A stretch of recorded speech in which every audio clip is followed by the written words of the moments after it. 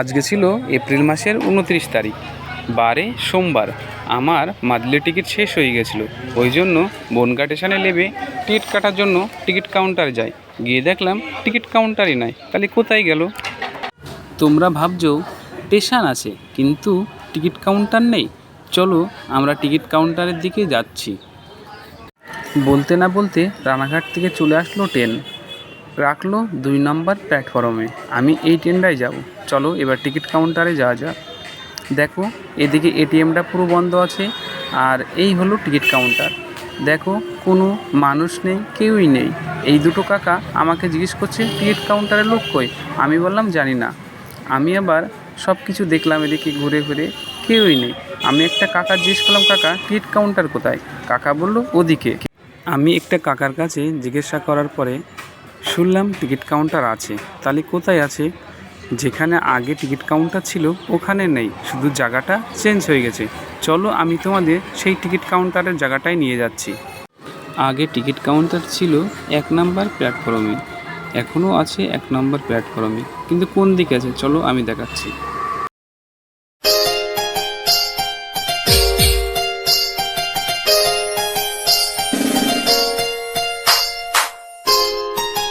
আগে ticket counter ছিল 1 নম্বর প্ল্যাটফর্মের মাঝখানে, আর এখন টিকিট কাউন্টার হয়েছে রানাঘাটের দিকে যেতে একদম লাস্টের দিকে এবং বড় ব্রিজের পাশে। যেখানে আগে একটা হোটেল ছিল, ওই হোটেলটাই করেছে টিকিট কাউন্টার।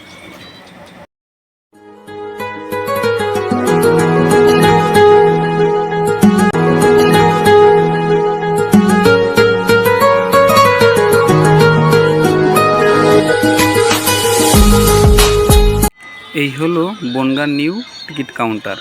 আমি ভেতরে গেলাম ভিডিও করার জন্য, আমাকে ভিডিও করতে দিল না। আমি ওই জন্য বাইরে থেকে ভিডিওটা করলাম। দেখো টিকিট কাউন্টার অনেকটাই বড় এবং ভালো জায়গা। আমি যে ট্রেনটায় বাড়ি যাব টাইম ছিল 4:30। একটু লেট হয়ে গেল, কেননা শিয়ালদার থেকে একটা ট্রেন আসবে, ওই ট্রেনের প্যাসেঞ্জার নিয়ে রানাঘাটের ট্রেনটা ছাড়বে। তা চলো ট্রেনটা ছেড়ে দিল।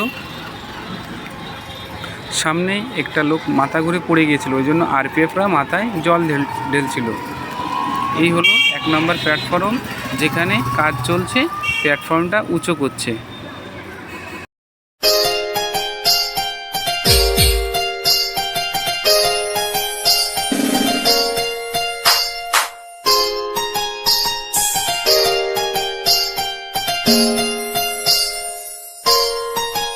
আজকের মতন এখানেই শেষ করলাম।